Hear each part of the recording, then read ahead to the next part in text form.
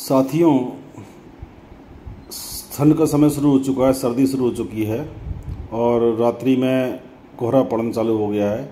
लेकिन आप कहेंगे कि कोहरा दिखाई नहीं पड़ता है। वो जो है कोहरा नहीं होता है बल्कि पॉल्यूशन होता है।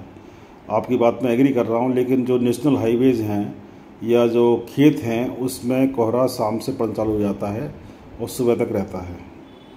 इस कारण से दुर्घटनाएं बढ़ती जा रही हैं और हर सर्दी में हाईवे पे दुर्घटना बढ़ती हैं, लोगों की मौत होती हैं। इस तथ्य से आप भी सहमत होंगे, असहमति नहीं रखते होंगे। लेकिन आज मैं समाचार पढ़ रहा हूँ अपने काफ़ी ग्रुप के अंदर, जिसमें मुख्यतः यमुना एक्सप्रेस वे जो आगरा से नोएडा जाता है और आगरा से लखनऊ जाने वाला जो है लखनऊ एक्सप्रेस वे को मौत का गलियारा के नाम संबोधित किया जा रहा है। दुर्घटना बढ़ रही है, मैं भी सहमत हूँ, इसमें कोई दो राय नहीं है। लेकिन मैं बड़ा ताज्जुब में पड़ गया कि इतने बढ़िया हाईवे को बहुत ही आसानी से मौत का गलियारा घोषित कर दिया गया। मेरा इससे पहले 2 वीडियो और आ चुकी हैं कि ट्रैफिक के नियमों के पालन के बारे में, और बहुत जल्दी होती है कस्टमर जो सवारी को कि मैं पहले पहुंच जाऊं, पहले मैं निकल जाऊं। मैं ये देखता हूं, अभी पिछले हफ्ते ही कन्नौज जा रहा था तो मैं बड़े आराम से गाड़ी चला रहा था, 80 के आसपास गाड़ी थी मेरी, और अचानक ये गाड़ी आई, यूपी 32 नंबर था उसका, पर नंबर नहीं पढ़ पाया, और उसने बिना हॉर्न दिए, 3 लड़के बैठे थे, बिना हॉर्न दिए मेरे बगल से गाड़ी ऐसी निकाली कि मैं घबरा गया। मैं प्रश्न करना चाहता हूं कि हर बात के लिए दोषी जो है रोड को, शासन को, प्रशासन को, ये NHAI जो इसको रोड को मेंटेन कर रहा है उसको देना बहुत आसान है।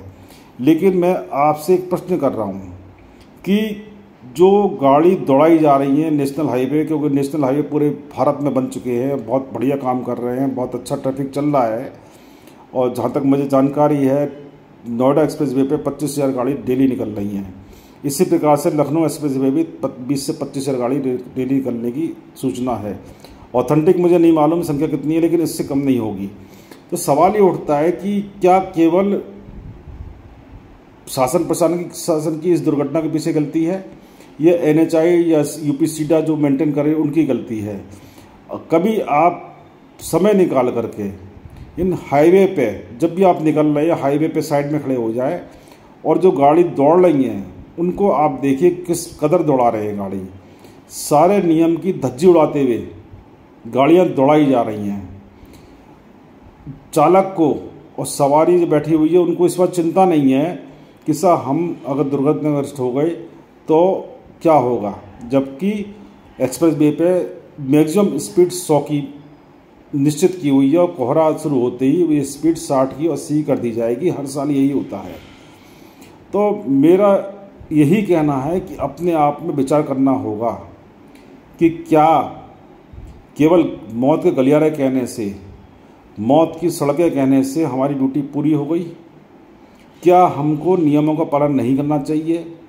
क्या हमको अपनी जान की सुरक्षा के लिए पालन नहीं करना चाहिए, ध्यान रखना चाहिए? अभी मैं आपको एक किस्सा बताऊं कि एक रायबरेली का किस्सा था। आगरा एक्सप्रेस वे से जो लखनऊ एक्सप्रेस वे पर दुर्घटना हुई, उसमें स्पष्ट लिखा था अखबार में कि साहब ड्राइवर को मौत झपकी आ गई। क्यों? कि दिन बचाने के लिए रात को सफ़र कर रहे हैं।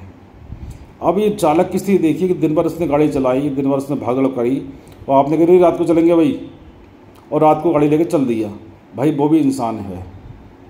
रात को कितना भी तंदुरुस्त व्यक्ति हो, कितना जवान लड़का हो, उसको झपकी लगेगी। और ये एक्सप्रेस वे पे ये भी नहीं कि आप चाय जा रुक कर चाय पी लीजिए, चाय जा रुक करके आप फ्रेश हो लीजिए, क्योंकि खतरा होता है कि हम एकांत में अंधेरे में रोक लिया तो कोई दुर्घटना, मतलब हमारे साथ में कोई लूटपाट की घटना ना हो जाए। वैसे तो उत्तर प्रदेश मामले सुरक्षित है, लेकिन विचार करना होगा कि केवल मौत के गलियारे कहने से हमारी ड्यूटी पूरी हो गई? क्या वाहन चालकों को अपनी जिम्मेदारी निभाना नहीं चाहिए? क्या वाहन में बैठे सवारियों को, चालकों को नहीं रोकना चाहिए कि भी आप ओवर स्पीड क्यों कर रहे हैं?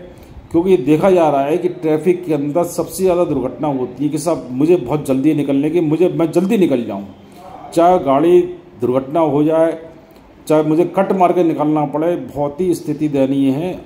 हमको सब कुछ, जनता को जागरूक होना पड़ेगा। जिम्मेदारी लादने से, आरोप लगाने से कुछ नहीं होने वाला है। धन्यवाद।